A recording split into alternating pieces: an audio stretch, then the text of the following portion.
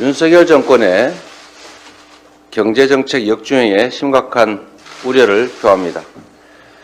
어제 대통령은 용인 반도체 클러스터에 일본의 소부장 기업을 유치하겠다고 발표했습니다. 과연 어느 나라 경제산업 정책인지 묻고 싶습니다. 일본의 수출 규제 횡포에 맞선 우리의 기술 독립, 소부장 자립은 위기를 기회로 만들어낸 대표적 사례였습니다. 100대 소부장 핵심 전략 기술 중에서 대1 의존도가 33% 감소할 정도로 대한민국 소부장이 일본의 그늘에서 벗어나기 시작했던 것입니다. 그런데 윤석열 정권 들어서 소부장 독립은 사실상 중단됐습니다. 소부장 특례 보증에 대한 정부 예산이 전액 삭감됐습니다. 다른 소부장 관련 예산들도 대폭 줄어들었습니다. 국내 기업들은 피해를 보고 일본 기업은 혜택을 보는 일에 정부가 나서고 있는 꼴입니다. 특정 국가의 의존도를 낮추고 수입 다변화를 모색하고 국내 자체 생산 역량을 키우는 것이 바로 우리 정부가 해야 될 일입니다. 지금 이러한 경제 안보의 기본이 흔들리고 있습니다.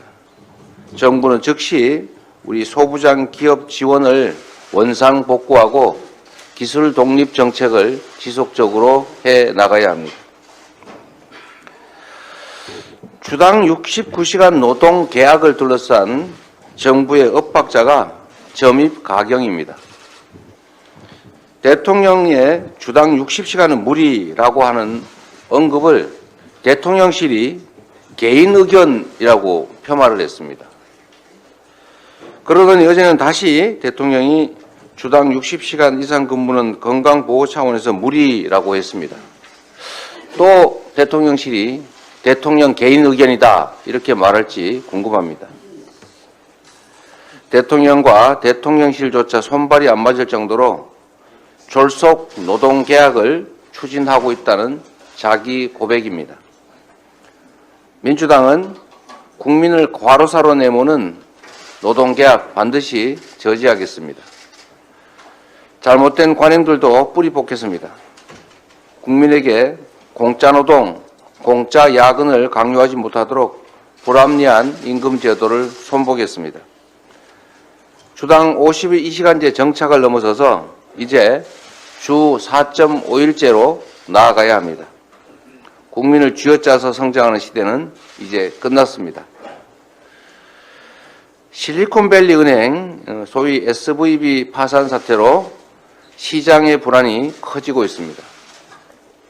기록적인 고금리로 민생 고통이 큰 상황에서 금융시장의 불확실성도 확대되고 많은 국민들께서 밤잠을 설치고 계십니다.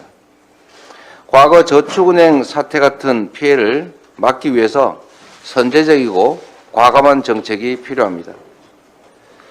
민주당은 현재 5천만 원인 예금자 보호 한도를 1억 원으로 대폭 상향하고 대출금리 부담을 보다 완화하도록 하겠습니다.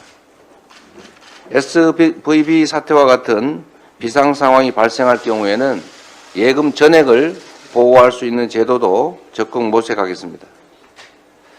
정부 여당에게 촉구합니다.